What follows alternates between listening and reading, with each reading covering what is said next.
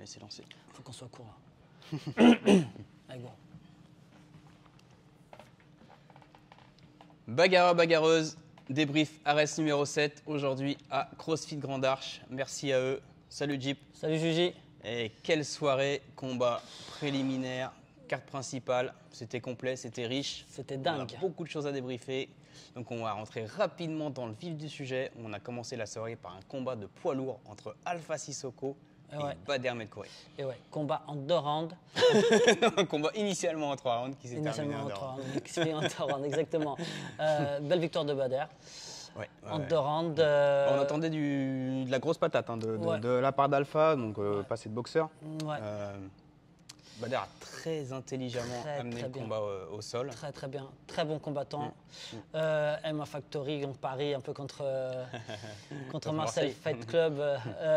Mais ça ne veut rien dire, les styles, c'est pas pourtant que les styles les opposent. Ouais. Mais voilà, simplement pour rappeler les clubs, donc c'est un truc vraiment franco-français.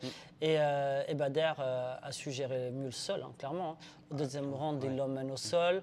Il prend la monte très facilement. Très facilement. Et, après, et pourtant, si Alpha est contre la cage, il pousse. Ouais, il tente le renversement, mais je pense que Bader contrôlait bien, avait un bon équilibre, contrôlait bien la montée, et voilà, il n'a rien pu faire. Non. Voilà. Je pense qu'il a vu son point fort par rapport à Alpha, et voilà, il a dominé au sol totalement. Après, Alpha n'a pas les solutions pour sortir de là. Non, il est obligé, voilà. il bloque uniquement, il n'y a plus de réaction. Il oblige l'arbitre à arrêter le combat. De toute façon, il n'y avait aucune solution proposée de la part d'Alpha. Victoire logique, rien à dire. Clairement. On a enchaîné avec un deuxième combat féminin, Rislen Zouak contre Melissa Dixon. Ouais, l'anglaise. Combat en 3 rounds qui allait jusqu'au bout. Opposition de style, droitière contre gauchère. Oui. Judo 4 contre lutteuse ou strikeuse, peut-être. On ne sait pas trop vu. En tout cas, un truc qui est sûr, c'est qu'elle a très très vite pris le dos premier round, alors que Rislen était debout. Elle lui monte dessus, littéralement pendant 2 minutes.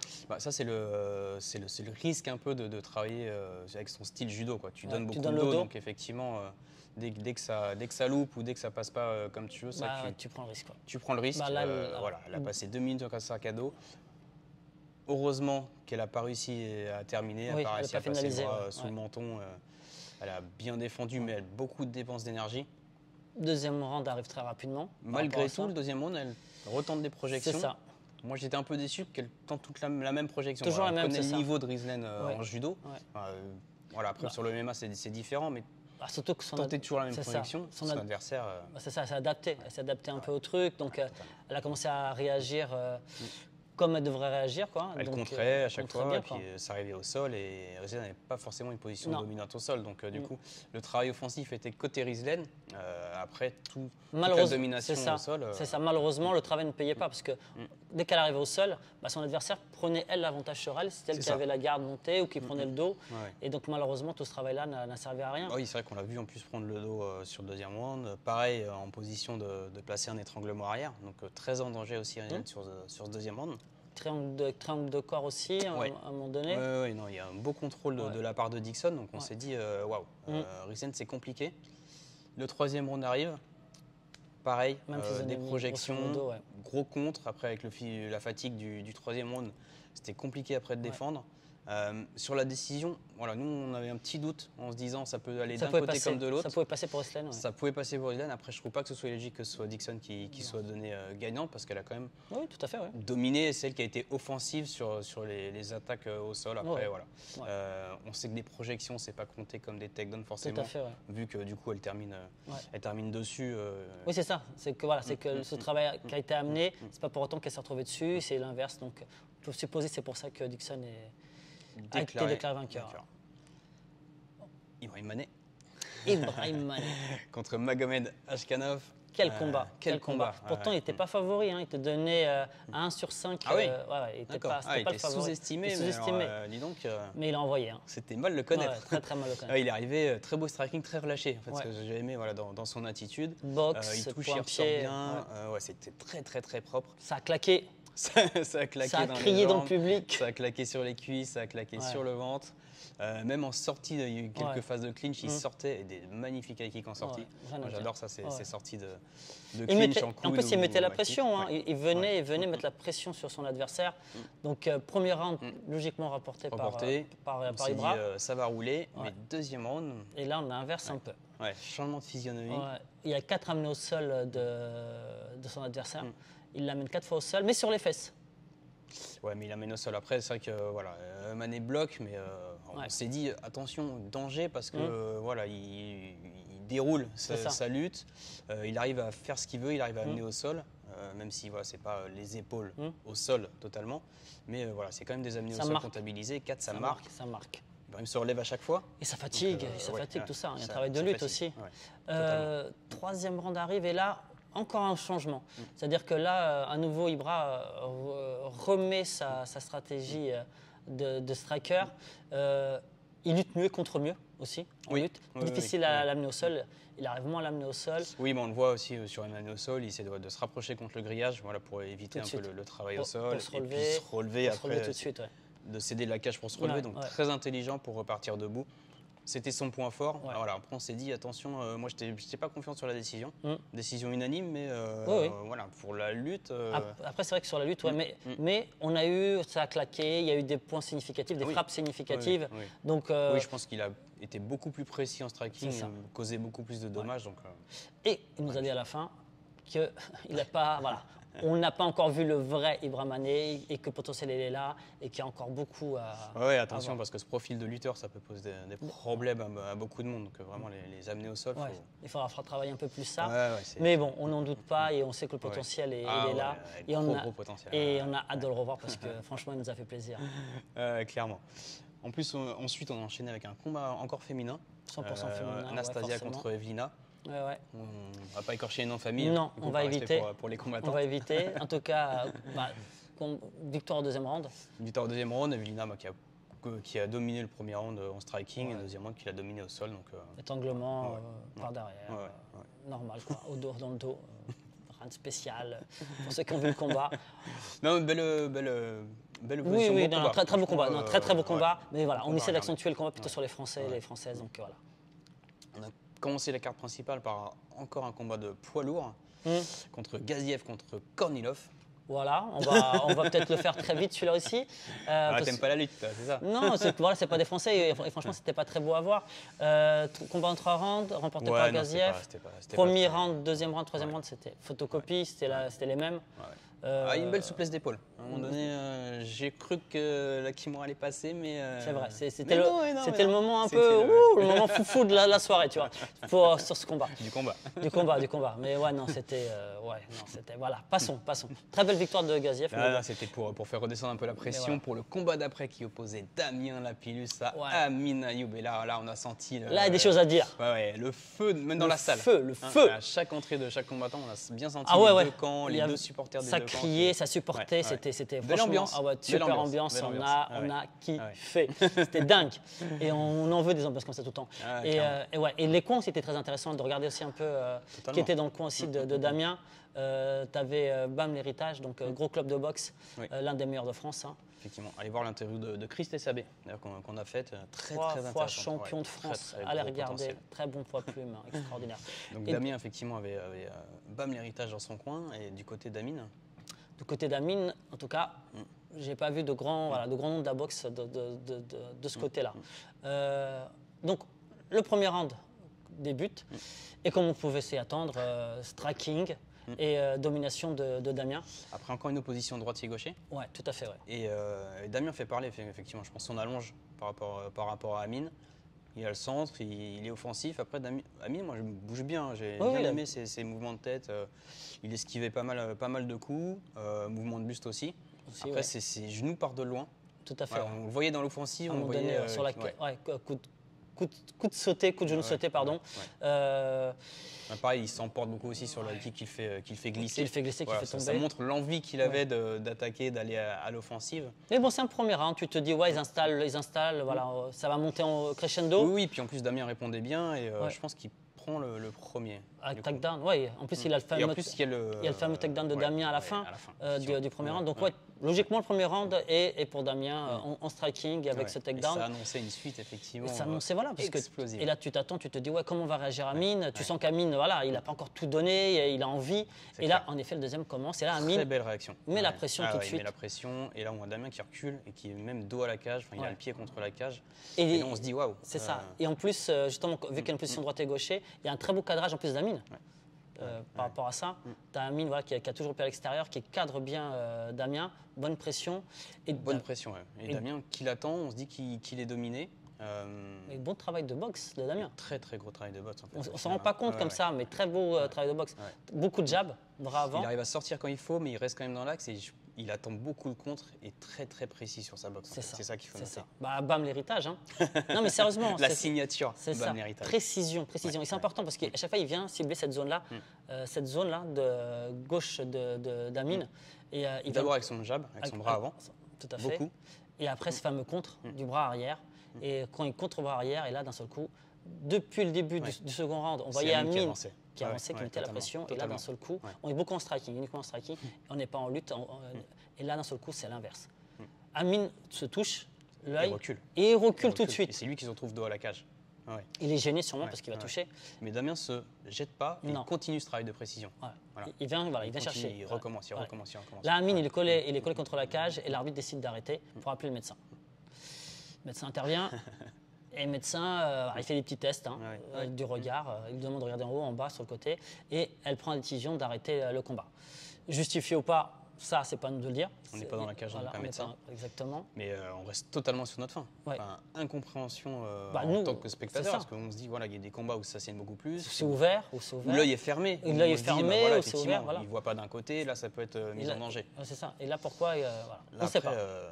On reste totalement sur notre fin. Il nous faut un combat retour. Tout à fait. Il nous faut un combat retour. On sait que du côté d'Amine et de son clan et de son coin, ils ne sont pas du tout d'accord avec la décision de l'arbitre. Ils estiment qu'ils ont.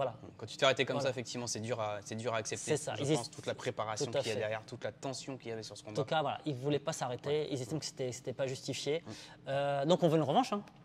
Arès 8, Arès 9, Arès 10, mais on veut une revanche. Ils le méritent les deux, franchement, ils le méritent. Totalement. Damien, s'il mérite de gagner, on ne dit pas le contraire, mais avec une victoire un peu plus indiscutable en tout cas, sur ce type de choses. Et si Amine gagne, pareil, qu'il n'y ait pas de discussion sur ce combat-là. Et les deux le méritent largement. Totalement. On a enchaîné avec un combat poids lourd entre un ancien de l'UFC et un moins expérimenté entre Slim Trabelsi et Luis Enrique. Ouais, mais qui était à l'UFC, je ne sais pas. En tout cas, combat. Luis Enrique, ancien combattant UFC, qui restait très dangereux debout, très dangereux en striking. J'ai trouvé Trabelsi très très fort. C'est vraiment pour moi une très belle découverte. Fort et intelligent parce que du coup, il ne s'est pas jeté, il touchait, il arrivait bien à sortir, il a gardé la distance. Bien travaillé au sol. Très beau sol. Très beau sol. Non, mais avec un petit bémol sur ses plongées de rugby dans les jambes. Il s'est cogné, il se jetait au sol pour aller choper son adversaire. Mais ça marchait, ça a marché. Il a évité des parpaings aussi de dingue. C'est ça. Il a surtout évité la guerre et la bagarre. Donc, du coup, effectivement, très très intelligent. On a enchaîné avec William Gomis contre José Marcos. Là aussi, combat frustrant. Frustrant, totalement. Totalement. Gomis est très très fort dans le premier round. Il a fait le job. Debout, mais aussi au sol. On a vu qu'il cherchait à l'amener au sol, qu'il travaillait bien au sol contre le Brésilien. Donc du coup, il a fait très beau niveau, très belle chose très belle chose. Le premier round, il commence par un étranglement debout. Il s'y attarde. Mais ça n'a pas entamé son cardio. Totalement, il était prêt. Non, il était prêt. Derrière, il enchaîne bien. Très bon striking. Il domine son adversaire. Son adversaire, d'ailleurs, qui répond. Non, c'était un beau combat jusqu'au troisième round. Round. Les deux premiers rounds sont plus ou moins équilibrés, même si on voit que William est au-dessus dans tous les compartiments. Mais il ne l'étouffe pas. Il n'est pas. Et troisième round arrive. Et là, par contre. Il y en a un qui disparaît. Je pense que c'est le résultat aussi du travail des deux rounds. Il sait qu'il travaille au sol, il travaille bien au sol. Des deux rounds et peut-être aussi de la fatigue. Oui, bien sûr. Oui, après, on sait que c'est un combat. C'est un short notice, 2 jours ou 3 jours avant. Oui, c'était pas l'adversaire prévu. Comment est-ce qu'il est préparé? Est-ce qu'il y a un jet lag? Tu vois, il y a plein de choses qui se mettent, voilà, qui peuvent se poser question. Ouais. Mais en tous les cas, William a fait le taf. Fait le taf. Après, je reste déçu pour le manque d'opposition. Effectivement, il méritait plus d'opposition. Il mérite plus d'opposition. Après, il a fait le boulot pour que ça se termine rapidement. Il force l'arbitre à arrêter le combat. Très intelligent de sa part. Donc un prochain combat, très vite. Voilà, ouais. J'attendais plus du Brésilien qui sort plus. Un autre combat contre un autre Jaguar. Jaguar contre Ray Jaguar. Ce serait, on va voir ce combat. Je pense qu'il mérite. Je pense que ce sera un très très beau combat à faire. Au-delà de toute la polémique qu'il y a. Oui, en dehors de ça. Sur les moins de 66, je pense que c'est un beau combat à faire en France. Exactement, totalement. On a enchaîné par un combat pour la ceinture des moins de 84 kilos entre Ahmed Salamov et José Galindo, le Péruvien. Mais lui, là, je crois qu'il n'a pas su qui combattait ce jour-là. Bon, on l'a pas vu. Ah, il était absent. On l'a pas vu. Après, voilà, le niveau de Salamov. Oui, il a éteint. Il a éteint le Péruvien, clairement. 1 minute 30, le combat à peine. Il l'a emmené au sol, il passait derrière dans son dos, étranglement. La messe était dite. La messe était dite et ça nous annonçait la suite. Le combat qu'on attendait tous entre Karl et Abdul. Grosse préparation de la part des deux, grosse animosité. Karl voulait vraiment prouver qu'il était là toujours. Qu'il était là. Et que c'est Karl Amoussou qui revendiquait sa place de numéro 1 et qu'il ne fallait pas le sous-estimer malgré qu'il soit challenger. Abdul avait la ceinture, venait très très préparé. Dans les coins, on a vu Thomas dans le coin de Karl, Thomas Louversan. Donc je pense qu'ils ont fait un gros travail de lutte et surtout de stratégie au niveau du sol côté Abdul. Il y avait Clément Larcoux. Qui pareil. Donc on sait en tout cas qu'il y a eu un gros travail des deux côtés sur la lutte, le sol. Donc ça, clairement. C'était l'ambiance du combat, ça allait être le sol. Mais l'attaque du premier round, on a vu Karl très tendu. Très tendu, c'est ça, crispé. Chercher le coup dur. C'est ça, chercher le coup dur. Ça partait, il n'y avait pas d'enchaînement, c'était pas fluide. Abdul prenait le centre, plus relâché. Karl le touche.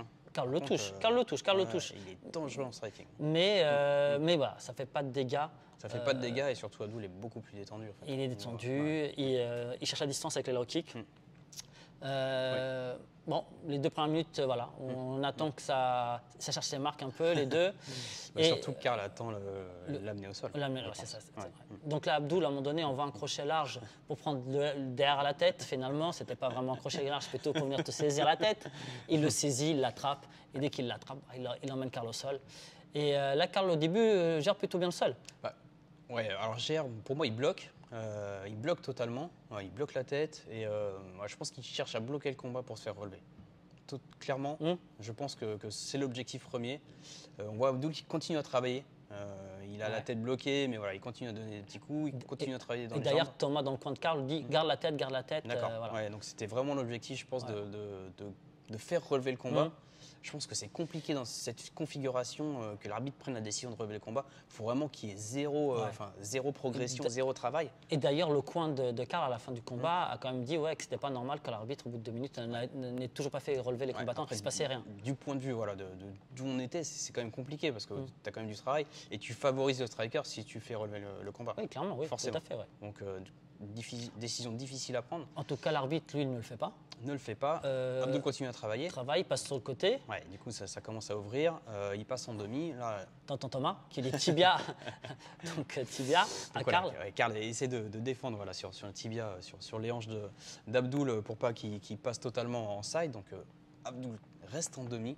Ça bosse. Ça bosse. Et là, 30 secondes de la fin du round. Ça accélère parce qu'il arrive à passer en ground and pound. Ça accélère le ground and pound et il y a tout qui passe. Tout qui passe. Les droites, les coups de coude. Ça tombe de très très haut, de plus en plus haut parce qu'il arrive à bien se reculer et à faire peser tout son poids. C'est ça, il y a l'accélération, une vraie accélération. Et là, il ouvre. Il ouvre et on voit Karl en mode survie. Oui, tout à fait. Il ne défend vraiment plus. On se pose même la question si l'arbitre va arrêter ou pas le combat. C'est ça. À 5 secondes à la fin. On regarde le chrono, on dit 5 secondes, ça va aller jusqu'au bout.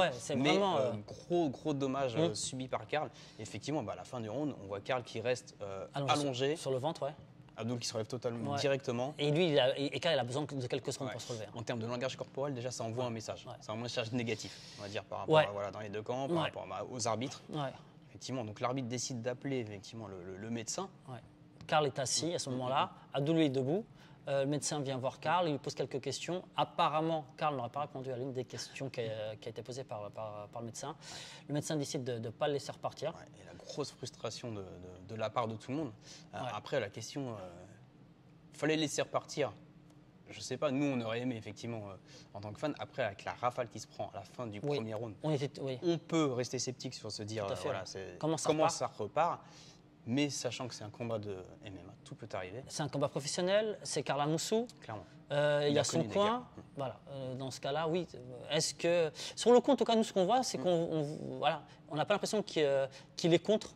On ne sent pas une sorte de révolte de son coin. Je dis bien. Tu parles pour la décision. Pour la décision. Pas contre la décision d'arrêter le combat. C'est ça. À ce moment-là, c'est l'impression que nous on a en tout cas. Et après, dans les coulisses. Apparemment, donc, c'est même pas apparemment, c'est même sûr, le coin et Thomas en tête de Karl Amoussou, donc le coin de Karl Amoussou, sont allés voir le médecin et regrettaient fortement qu'elle arrête le combat et qu'elle ne laisse pas repartir. Et que même Karl. Après, même Karl le dit maintenant. Les deux avis. J'aurais pu continuer. On ne sait jamais ce qui se serait passé. Oui, même Karl, tu vois, le dit aujourd'hui. Pas un arrêt comme ça. Il le dit, tu vois, là, il a préféré perdre, tu vois, sur la cage que se faire arrêter. En tant que combattant, je peux comprendre. C'est ça. Donc, maintenant, malheureusement, c'était le cas. Voilà. Belle victoire quand même d'Abdoul. On va pas clairement. Les mériter. Le niveau est là. Abdoul a prouvé encore une fois contre un adversaire. Une chose est sûre, c'est que un striker qui revient, qui repart sur un deuxième round, même s'il est sonné au premier, ça reste un combat de MMA. Un coup bien donné, qui arrive, tout peut changer. Un coup qui arrive au menton, à la tempe, etc., ça peut sonner quelqu'un, ça peut le mettre au sol, ça peut le mettre KO. Donc oui, il y a toujours cette probabilité, cette possibilité-là. On a plein d'exemples. On a plein d'exemples comme ça. Mais en tout cas, voilà, très belle victoire du champion qui reste champion. Très belle organisation. Très bonne organisation. Très belle soirée. 95%, je pense, 97% c'était rempli. Puis on sent que le niveau monte petit à petit des oppositions. Il y a de beaux combats. Et si vous ne le savez pas, pour la prochaine fois, apparemment, pour l'une des prochaines fois, Fernand Lopez et l'organisation voudraient voir un Karl Amoussou contre un Michael Lebou. Michael dit que c'est pas forcément une très bonne idée pour Karl. Donc voilà, est-ce que c'est des trash talk? Est-ce que c'est déjà un peu, tu vois, un peu là, ou est-ce qu'il le pense vraiment? À suivre, à suivre. En tout cas, merci à tous de nous avoir regardés pour ce débrief. Merci à Krusty Grand Arche de nous avoir accueillis ce matin pour faire ce débrief ici. Et à bientôt sur la bagarre. Bien sûr.